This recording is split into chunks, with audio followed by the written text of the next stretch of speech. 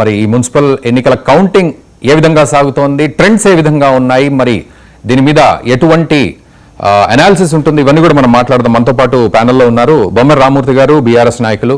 రామూర్తి గారు నమస్తే అండి. అండ్ రామరెడ్డి గారు బీజేపీ సీనియర్ నాయకులు ఉన్నారు, వారు కూడా మనకు అందుబాటులో ఉన్నారు. తర్వాత బండారు రామ్మోహన్ రావు గారు విశ్లేషకులు, వారు కూడా మనకు అందుబాటులో ఉన్నారు. సో ముందుగా రామ్మోహన్ రావు గారు, కొంత మీరు మొదటి నుంచి స్క్రీన్ మీద ఉన్నారు కాబట్టి ఒక్కసారి మీ దగ్గర నుంచి స్టార్ట్ చేసే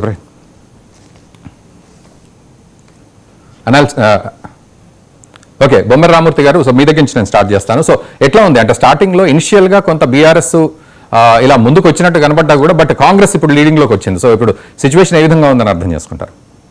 అంటే ఇప్పుడు ఇవి జరుగుతున్నాయి స్థానిక ఎన్నికలు అంటారు. ఈ స్థానిక సంస్థ ఎన్నికల్లో ఏ గవర్నమెంట్ ఉంటే ఆ గవర్నమెంట్ కే ఫ్లో ఉంటుంది. కానీ ఇక్కడ ఒకటి అర్థం చేసుకోవాలా, పోయినసారి 2020లో ఎన్నికలు ఇదే మున్సిపాలిటీలు జరిగితే 120 మున్సిపాలిటీలకు గాను మేము 112 మున్సిపాలిటీలు గెలుచుకున్నాం. 9 కార్పొరేషన్లకు గాను 9 కార్పొరేషన్లు బీఆర్ఎస్ పార్టీ గెలిచింది. ఆ పరిస్థితి ఈ 2 సంవత్సరాలు గవర్నమెంట్ వచ్చిన కాంగ్రెస్ పార్టీకి ఉన్నదా? లేదు. ఒకటి, ఆ పరిస్థితి లేదు, వచ్చే అవకాశాలు కూడా లేదు. వీళ్ళు ఇచ్చిన హామీని ఒకటి కూడా నెరవేర్చలేదు. వీళ్ళు గవర్నమెంట్ ఉన్నామనే ఒక ఉద్దేశంతో ఓట్లు పడ్డాయి తప్ప వీళ్ళు ప్రభుత్వాన్ని ఏదో బాగా నడిపిస్తున్నారు, ప్రజలకు ఏదో బాగా చేస్తారనే ఆలోచనతో ప్రజలు ఓట్లు వేయలేదు అనేది ఒకటి గుర్తించుకోవాలి. రెండోది, మిత్రులు బీజేపీ మంత్రులు నేను రామరెడ్డి గారు చాలా డిబేట్ లో పాల్గొన్నాం. ఎంపీ ఎన్నికలు అయిపోయిన తర్వాత బీఆర్ఎస్ పార్టీ అయిపోయింది, చచ్చిపోతుంది, మొత్తం పాతాళంకి వెళ్ళిపోయింది, మేమే కాంగ్రెస్ పార్టీకి ప్రత్యామ్నాయం అని ఎన్నోసార్లు ఎన్నో డిబేట్ లో వాదించాడు.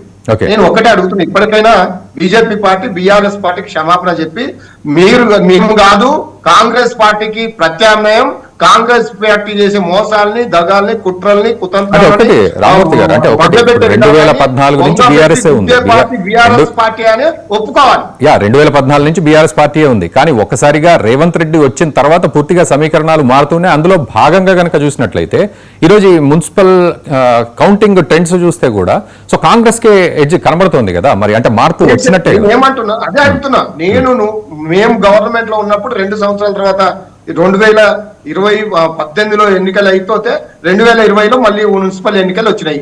ఆ 2 సంవత్సరాలలో మేము గెలిచినాయి 120కి 112 గెలిచినాం. అలా గెలిచే దమ్ము కాంగ్రెస్ కుందా? ఉంటే మాకంటే గొప్పగా పనిచేస్తున్నట్టు లెక్క.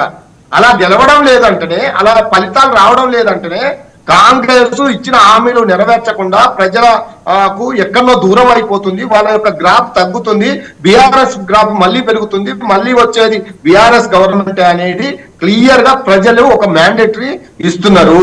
వాస్తవానికి ఇది వచ్చే వాళ్ళ ఫలితాలు, కాంగ్రెస్ వచ్చే ఫలితాలు అవి పార్టీ ఉన్న కొంత మొబిలైజేషన్ ఉంటది. కానీ ఇక్కడ క్లియర్ కనపడుతుంది, బీఆర్ఎస్ పార్టీ ఈ రాష్ట్రానికి ప్రత్యామ్నాయం, బీఆర్ఎస్ పార్టీ శ్రీరామ రక్ష. బీజేపీకి లేదు, ఎక్కడ లేదు, రాదు కూడా. వాళ్ళందరూ ఎంపీలో మేము మొత్తం 8 గెలిచినాం, వాళ్ళు 8 గెలిచడం, ఇద్దరం తోడుదొంగలమే, చీకటి దోస్తులమే, మీ పని అయిపోయింది అన్నారు.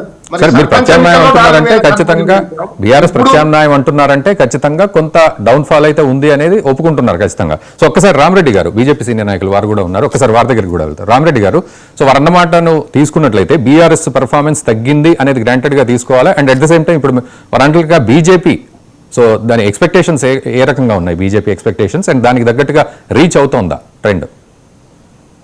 మాజీ ముఖ్యమంత్రి కేసీఆర్ గారి కూతురు కవిత అన్నదంటే అహంకారంతోనే అధికారం కోల్పోయారని, అది అర్థం చెప్పిందే.